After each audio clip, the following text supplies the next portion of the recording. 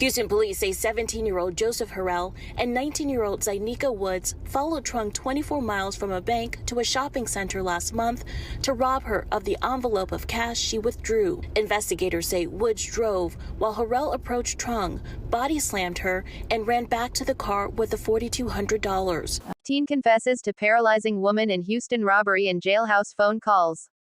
A 17-year-old teen named Joseph Harrell has been caught on jailhouse phone calls confessing to a violent robbery that left a Vietnamese mother paralyzed last month. The incident took place on February 13, 2023, in the 9800 block of Bellaire in Houston, Texas, where Harrell and his accomplice, Zy'Nika Ayesha Woods, attacked Nhung Truong, 44, during a robbery. Truong had withdrawn a large amount of cash for an upcoming trip to visit her family in Vietnam when the suspects observed her withdrawing from a bank in Chinatown before following her for more than 20 miles to Bellaire. According to the recordings obtained by ABC 13, Harrell can be heard confessing to the crime and continuing to threaten the victim. "We were snatching purses," Harrell confessed. "I hopped out, snatched the purse, the lady ran with the money, I grabbed her, slammed her, and she was paralyzed." Harrell was also heard laughing at those who think he could spend up to 20 years in prison for his crime. He added, "The lady probably wants justice and some more expletive. They'll try to max me out 20 years basically. That expletive. I ain't going for it. The expletive already ran up $230,000 off GoFundMe. Expletive better run on with her life. Like, expletive, you done run up $230,000. Look. They say she ran up $230,000 and she'll be back walking in no less than a year." The recording was obtained from a source close to the investigation amid a judge's controversial decision to cut the suspect's bond in half from $200,000 to $100,000.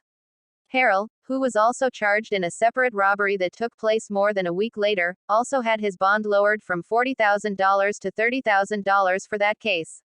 The decision to cut Harrell's bond has raised concerns among law enforcement officials. President of Houston Police Officers Union Douglas Griffith told ABC 13 that Harrell would be a threat to the public if he makes bond. "My concern is for the public. If this kid gets out of jail, he is going to victimize more individuals. He does not care about anyone but himself, and for the judge to lower his bond baffles my mind. I can't wrap my head around it. This kid is a danger to others and the community and needs to be locked up." The victim of the robbery, Nhung Truong, suffered broken ribs and a severe spinal cord injury, leaving her paralyzed.